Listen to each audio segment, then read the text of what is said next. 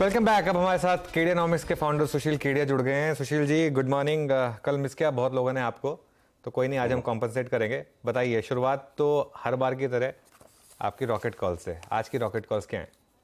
देखिए, जब तक बाजार रॉकेट फेज में तब तक हम रॉकेट कॉल से शुरुआत करेंगे। कहीं सस्टेनेबल मंदी का दौर शुरू जब हो जाएगा तो हम शॉर्ट से भी स्टार्ट करेंगे।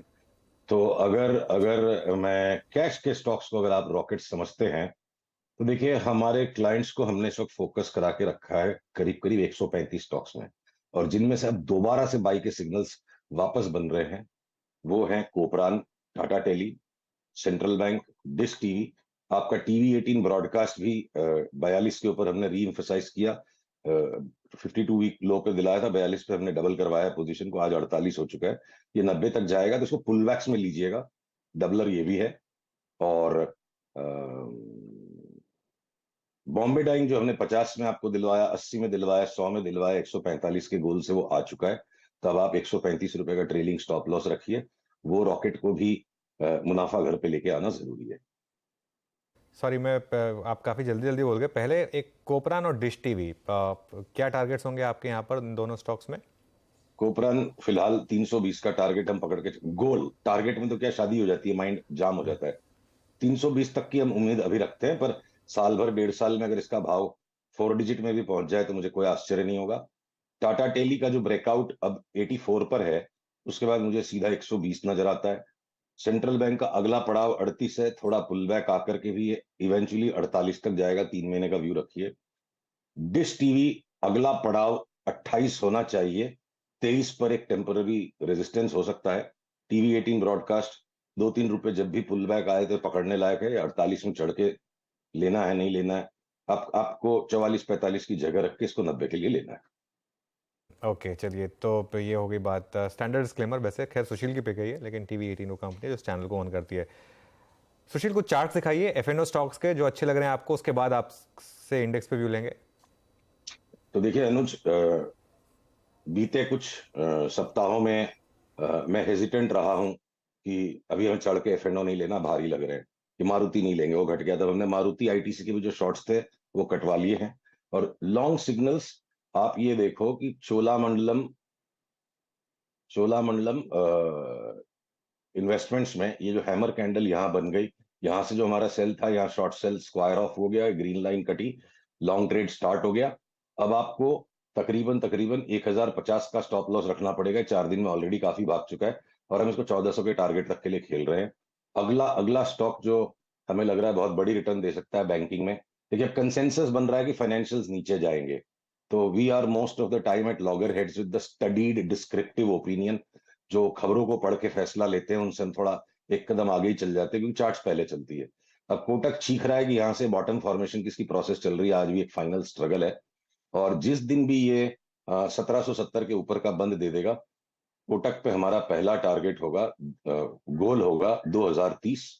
और ये 2030 को भी अगर क्रॉस कर गया तो मुझे कोई आश्चर्य नहीं होगा, डिस्पाइट पूरी बैंक निफ्टी के ऊपर, अगर मैं साल भर के व्यू में, ये आउट परफॉर्मेंस खत्म हो चुका है।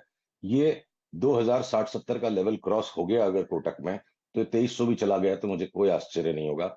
जो बजाज फाइनेंस और बजाज फिनसर्व पर हम 5 साल की मंदी में है कि इनका फाइनल लॉन्ग टर्म टॉप हो चुका है, उनमें भी अब एक तगड़ी ट्रेडेबल रैली है। ये जो डाउन मूव आई थी, ये डाउन मूव खत्म हो चुकी है और यहां से रिवर्सल आ चुका है। एक बार 8000 के ऊपर का भी ये नया हाई एक बजाज फाइनेंस अगर बना दे तो हमें कोई आश्चर्य नहीं होगा। पर वो लॉन्ग टर्म टॉप्स, मतलब लॉन्ग टर्म बुल मार्केट वगैरह हमें कुछ नहीं दिखता है, ट्रेडिंग बैठे है सिर्फ। और बजाज फिनसर्व में भी आप देखो कि इसी तरह की एक रैली शुरू हो चुकी है और ये थोड़ी सी सॉफ्ट है इस वक्त। तो इसे हम एक आध दिन का और इंतजार लेकर के, जिस दिन भी ये इस नए स्विंग हाई को 1491 के ऊपर क्रॉस करता है, हम इसको वापस खेलेंगे 1700 1750 के लिए। तो चोलामंडलम, दो बजाज ट्विंस, कोटक, ये चार स्टॉक्स तो फाइनेंशियल स्पेस में हो गए लेने के। और आपके अपोलो हॉस्पिटल की चार्ट मेरे को सही लगती है फिलहाल के लिए लॉन्ग ट्रेडिंग करने के लिए। आप ये देखो, अपोलो की चार्ट हम खोलते हैं। तो अपोलो हॉस्पिटल्स की चार्ट में मुझे 5700 तक का लक्ष्य नजर आता है, गोल है ये। बीच में स्टॉप लॉस लेना पड़ा तो लिया जा सकता है। और ये ये ऑलरेडी 3-4 दिन में थोड़ा सा बम्प अप आ चुका है, तब आपको स्टॉप लॉस थोड़ा हायर ही रखना पड़ेगा। 49-40 के स्टॉप लॉस से ही आप काम करिए। बीच बीच में थोड़ी थोड़ी जगह रखनी पड़ेगी, और शनै शनै 5700 तक जा सकता है। स्टॉक्स और भी एफ में हम अनुज, आईटी स्टॉक्स को शॉर्ट सेल नहीं करना है, ये व्यू हमने लिया था जब इन्फोसिस में वो बड़ा गैप डाउन हुआ था। और अब उसके बाद से जो इन्फोसिस ने अच्छी खासी एक रैली, शॉर्ट स्क्वीज, आप कुछ भी कह लो, ये दे दी। अब आप ये देखो चैनलिंग पैटर्न को, ये पैनिक लो के बाद से इसने शनै शनै यहां तक अपने सारे पैनिक में पार्टिसिपेट करने वालों को गलत प्रूफ कर दिया। जिस दिन ये अप ट्रेंड लाइन चैनल का लोअर एंड ये नीचे तोड़ देगा, इसे हमें शॉर्ट करना है। फिलहाल हम कंजर्वेटिज्म में 1312 की बात सोचेंगे, और अगर वो टूट जाएगा तो क्या पता है 1250 भी जा सकता है। उसी तर्ज पर टीसीएस भी एक शॉर्ट का ट्रेड बैठता है। ये देखिए लास्ट 4 दिन के लो के नीचे गया, यहां से ऑलरेडी शॉर्ट हो चुका है। अब इसको स्विंग लो तोड़ने दीजिए, तब आप इसके शॉर्ट को ऐड करेंगे, और ये 3290 तोड़ेगा तो और ऐड करेंगे। तो 2-3 आईटी के stock short, 4-5 financials long. Hindustan Lever, Nestle, ये भी मुझे लगता है न्यू हाई पे जाएंगे। मार्केट में एक रैली लग रही है, जिसमें कि अगर बैंक निफ्टी आज हमें बंद भाव दे देता है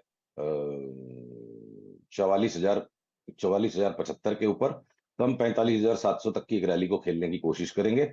और निफ्टी अगर आज हमें बंद भाव 19,395 का दे देता है, तो हम अपनी जो एग्जिस्टिंग लॉन्ग्स है लास्ट 2-3 दिन की, उसे कैरी करेंगे। जिस दिन 19,440 के ऊपर ये चलेगा, हम और लेंगे। और फिलहाल के लिए हम एक बार 19,900 तक की अपेक्षा रख के चल रहे हैं। हो सकता है थोड़ा और ऊपर भी, उसके बाद हमें अपना टारगेट बढ़ाना है। पर एक चिंता का जो विषय है, यूएसडी आईएनआर ने लॉन्ग टर्म ब्रेकडाउन दे दिया है, और उसके बाद बस वो एक छोटा पुल बैक कर रहा है।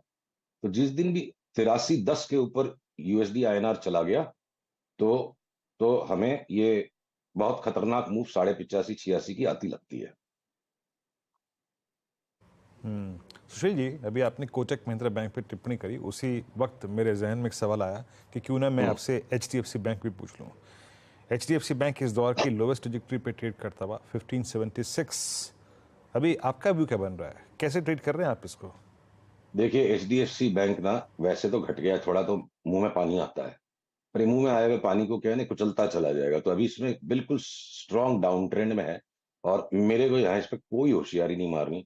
ये चल रहा है, इसको चलते जाने दो। एक ट्रेलिंग स्टॉप लॉस लाइन, ये हरी लाइन है, ये जिस दिन भी आज के हाई के ऊपर निकल जाएगा, तो इसका जो शॉर्ट ट्रेड है वो कट जाएगा। अदरवाइज अगले 3-4 दिन से घटने दीजिए, फाइनल एक पैटर्न बनाने दीजिए, फिर इस पे फैसला लेंगे। अभी अभी कहना कठिन है कि 2666 से घूमेगा, 40 से घूमेगा, और घूमने के भी बाद 2-3 दिन हम इसको इग्नोर करेंगे, क्योंकि रकम तो लिमिटेड है। तगड़े पैटर्न हमको बजाज ट्विंस में, कोटक में, चोला में मिल गए, तो हमें फाइनेंशियल्स के अंदर में कोई हर एक स्टॉक पे प्रेडिक्शन निकालने का तो मैंडेट है नहीं मेरे पास। तो I will like to ignore HDFC bank even on a rebound that it creates, और 1-2 दिन उसके रीबाउंड के पैटर्न्स को देखने के बाद हम फैसला करेंगे। लगता है अभी 2-3 दिन तो नरम ही रहेगा।